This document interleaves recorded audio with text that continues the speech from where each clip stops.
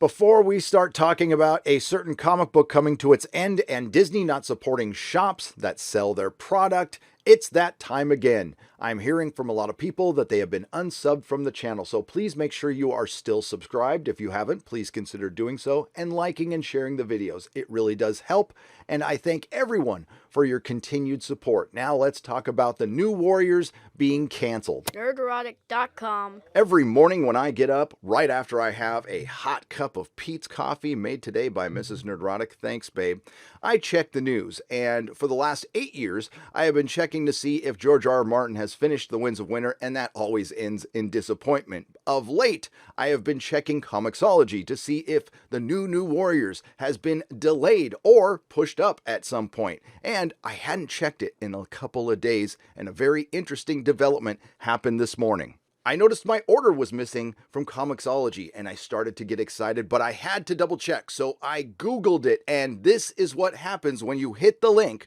for The New Warriors 2020 #1 by Daniel Kebblesmith, available on Comixology. Oopsie!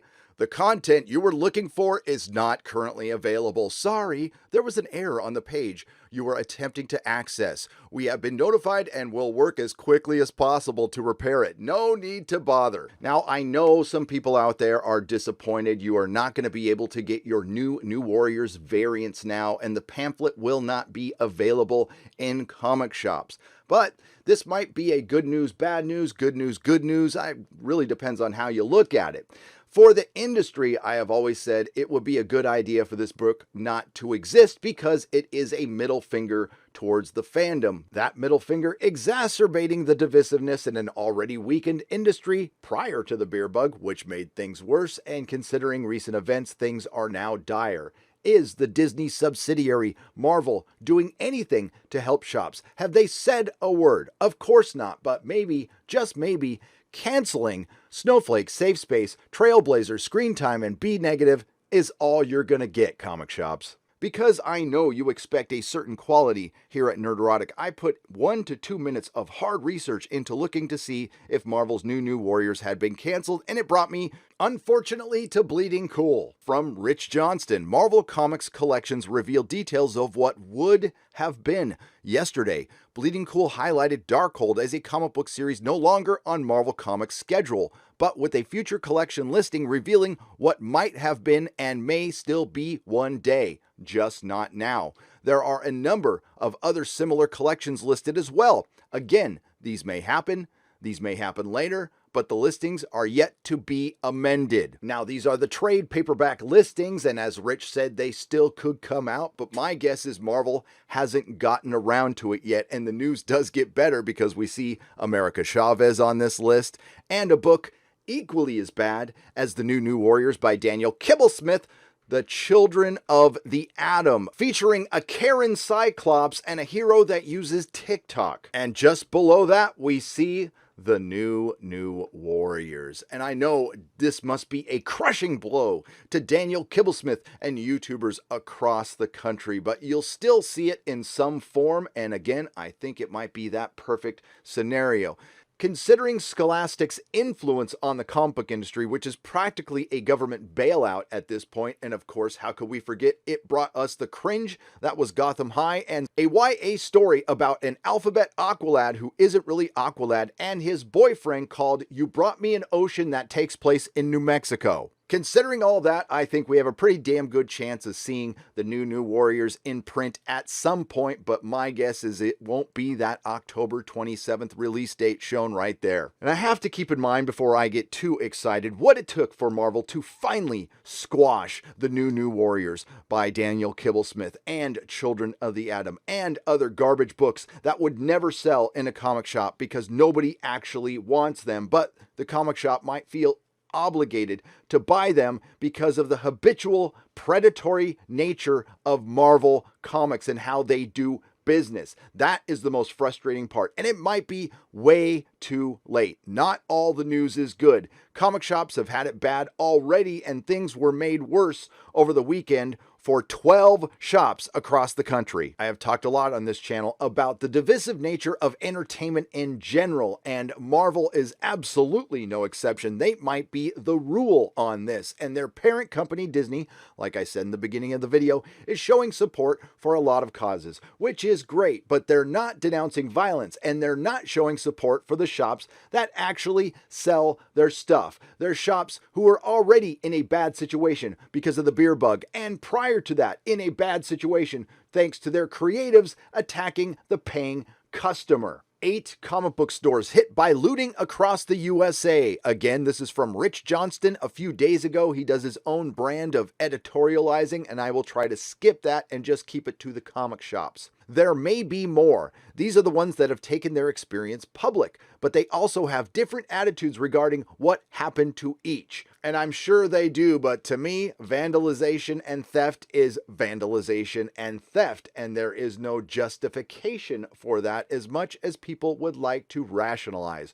Golden Apple Comics of Los Angeles, California, which is owned by a very good man, Ryan Leibowitz. Met him a few times, been to his shop. It's great. I'm very sorry to see this happen to him.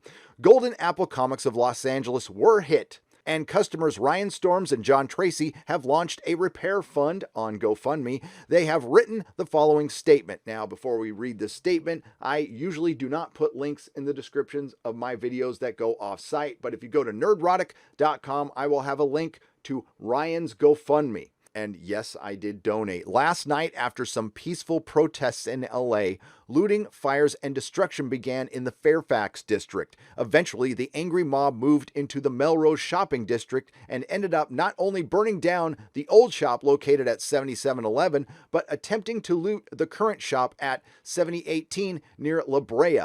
Thankfully, they weren't able to penetrate the inside security gates to get any product, but left a trail of damage at Golden Apple and neighboring shops. This fund is to raise money for my favorite shop to fix the windows and install new security measures. The front door glass was smashed along with one of the front windows in an attempted looting. The money will help to properly board up the front of the shop for the next few days to deter any other destruction until new tempered glass can be cut and installed. In addition, they have to replace all the custom graphics that match the existing facade as well as other security measures. And as a former shop owner for 10 years here in San Francisco, here's the meme. This is very expensive. The glass is thousands of dollars. They might have to get a new inner gate, which I recommend any store owner across America, no matter how safe you think your neighborhood is, you get at this point, because that can save you from getting looted. And the graphics are ridiculously expensive. So my heart goes out to Ryan. If anyone is in the position to help him, please do. If you're not, I completely understand. The shop has been serving the Los Angeles community for over 40 years and needs help with the expense due to the violence and destruction of their property.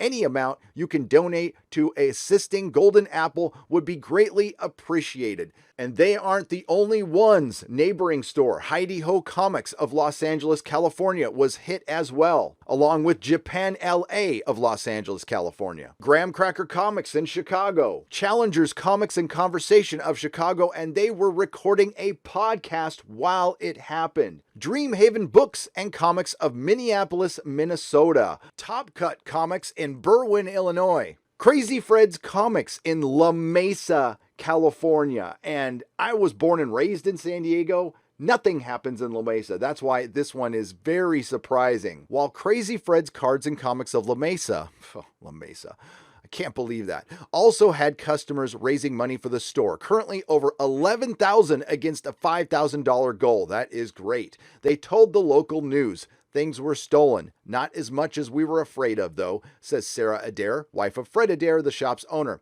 That Crazy Fred and its staff had removed the most valuable cards and comics moments earlier. We had just been waiting for the call from our security company for the glass break, says Adair. Once we saw the writing had hit Vaughn's, we knew it was just a matter of time and we couldn't do anything. It was really hard. There was also 4 more stores reported, and there's probably more. Vault of Midnight, Grand Rapids, Michigan. Downtown Comics of Monument Circle, Indianapolis, Indiana. Uncle Hugo's Science Fiction Bookstore and Uncle Edgar's Mystery Bookstore in Minneapolis, Minnesota. Uncle Hugo's was a total loss. It was burnt to the ground, and I won't go over this whole statement, but let's get to what the owner says at the very end for all those people who think insurance will just pay for everything.